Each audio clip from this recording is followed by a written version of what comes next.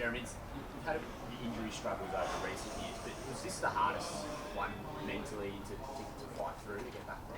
Yeah, certainly. I think I know as athletes you get injured and your priority is just get back as quick as you can regardless of what's going on. And this one probably specifically, I was like, given my age and where I was at in my career, I was like, I'm just going to respect the injury for what it is, not set a timeline on when I'm coming back, but also just have a really clear plan about how to get it as good as possibly can, for not only footy but for the future. And fly was really good. I've obviously had the infection. I stayed in hospital for a couple of weeks, but then I took another week when I got home. I was like, I need to mentally reset and kind of get myself back in order to make sure that when I'm back in, like I'm all me and I'm fully invested and I'm good to go. So incredibly grateful to take a week with the family. I spent it with Carly and my wife and Xander, our young fella, and just kind of chilled out at home, got myself refreshed and good to come back in. And thankfully the team put a mountain of work in to get my arm back in a capable position to be able to return. And not that I had a plan. I was like, it's all but nothing. I was like, I'm definitely returning.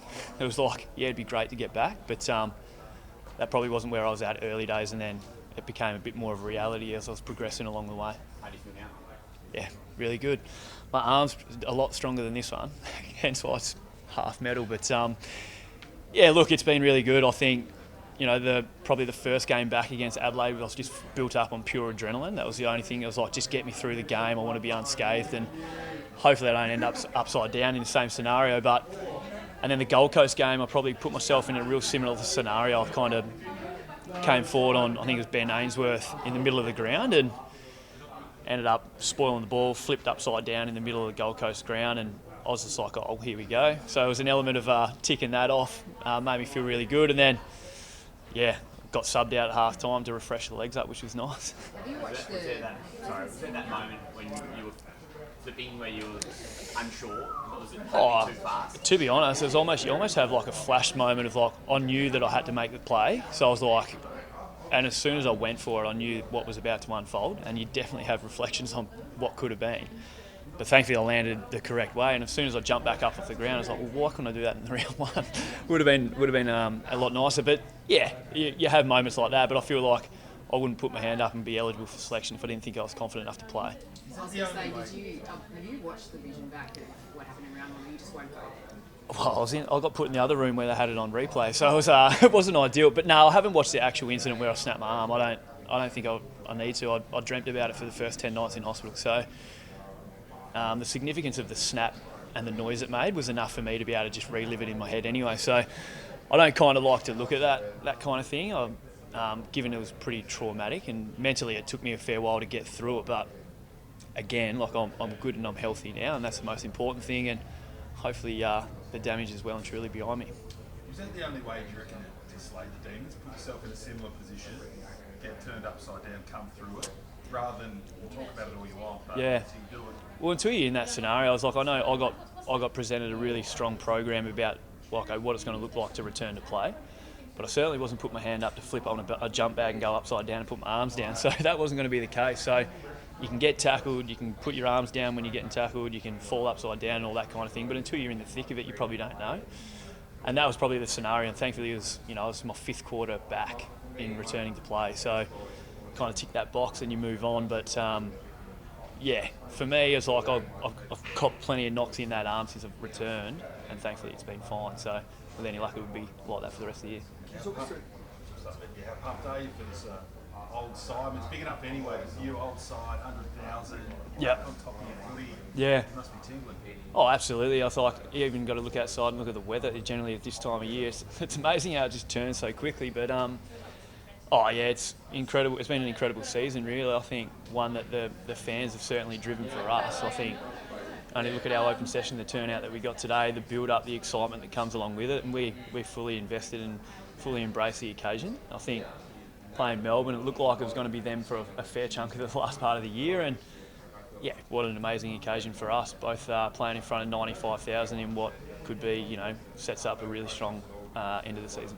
Talk us through the compression band sort of that you wear on that arm. Is that something that you'll probably wear for the rest of your career, and what actual benefit do you get out of that? Yeah, so for me, I've obviously got significant scarring all the way down the outside of my arm with all the plates that all kind of come down the outside, and like I can feel all the screws and all that down the outside, and So I've got like a neoprene sleeve that goes from my wrist all the way up past my elbow. Then it's doubled up on the open side to protect that. Wasn't just much impact. Like if I broke the skin on my arm, generally like I've been on antibiotics for like the last 20 weeks, but I've stopped taking them just so I was probably more health benefits really. I didn't want to be on antibiotics for the whole year. And then because I did my AC joint as well, and my elbow was no good either, I've just got significant taping all over the joint. So for me, the compression is probably the most important thing for it to feel stable and safe. Also offers a level of protection. So with the compression garment over the whole top, it keeps everything together instead of having open wetsuit materials being seen, taped at both ends, then I tape the elbow, then I tape my shoulder, and then everything, I'll just look like I've got one big taped up arm. It's probably the thing that make me feel the most confident. Yeah, it's a bit of a process, but thankfully we've got a little bit of a pre-game routine worked out. But with any luck, I'm not going to have to tape my shoulder or do anything with my elbow next year, and we can move on relatively quickly. And then it's a conversation in terms of what I do with the sleeve. I'll probably just get rid of it, to be honest. I don't want to be wearing it in summer next year. When you go through... The metal work come out at all? Well, it's funny you bring that up. So I was going to be on antibiotics for the whole year, and then at the end of the season I was going to get it all removed because they can't, because my infection was pretty significant, they couldn't promise that it wouldn't come back. But about 6 weeks ago, the antibiotics were kind of getting to me and stirring me up too much to the point where I ended up getting off them. So I've been off them for 6 weeks now. So I'm in uncharted waters in terms of I haven't been on them for this period of time, but I got given the all clear that the metal can stay in, and then we can revisit when I retire whether I want that to come out or not. So yeah, it's a good result. Don't have to have surgery again, which is a massive plus. Had my fair share of that this year, so we'll revisit that when I retire and hang them up. Does your little man think Dad's a bit of a superhero like Iron Man with screws in his arm, sleeve? Well, thankfully, I think he's a bit too naive to know what's going on, because he certainly, even when I came out of hospital, he's just running, jumping all over me and is expected it just to be as per norm. But perspective was probably the greatest thing for me to get me through that recovery phase, and the time that I got to spend with them throughout that process was amazing. But then also the time you get starved when you're in hospital is a complete polar opposite. So yeah, he's been amazing. He turned 2 weeks ago.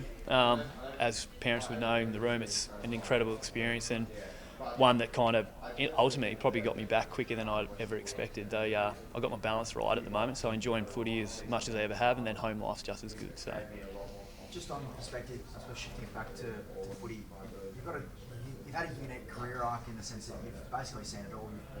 You've had a very, very bad side, very good side, grand finals, different coaches. Heading into this final series, I suppose, and getting towards the latter stages of your career, not trying to retire. I know where I'm at. How do you sort of see it all? Like, do you appreciate it, given that you know how hard it is and just all the things? Oh, absolutely. Like, I'm under no illusion where I am at. I sit in my career and I feel like you got to capitalise on when you're going really well if you want to get the ultimate. And I felt like last year we unravelled a new game plan, a massive turnover of coaches and obviously players as well, and we didn't really put a ceiling on where we're going to get to. But we're one kick out of a grand final. We lost by one kick to the team that won by 100 points in the grand final. So we had a foundation going into this summer, feeling like, okay, well, our footy stacks up. So now can we tighten the screws and get better again the following year? And we feel like we've been able to do that and finish on top. We wanted to qualify for finals. Top 4 is great. Finishing on top's even better, but the real stuff starts now, and we've got ourselves in an incredible position. We only got to speak to guys like Pendles and Steele, who tasted the ultimate 13 years ago, and you just got to listen to how much they crave to get it back. I was like, I missed one in 2018, and I was like, it's been 5 years to try and get back, because you know how hard it is to even make finals, let alone to win the ultimate. So it certainly sits in the back of your mind. It's a driving factor to get there, and with any luck we can put a good month together and see how we go. How's the form on the hanger bag? Did you see that today? I was like, someone better get that. I was up there for 3 weeks, and I was like, Ruffy just held me up there, and I was just holding up there the whole time. But we got behind the goals vision, so I was hoping the cameras might have been on. But it wasn't bad, that one. If we can pull one out like that on the weekend, it'd be nice. Beautiful. Thank you.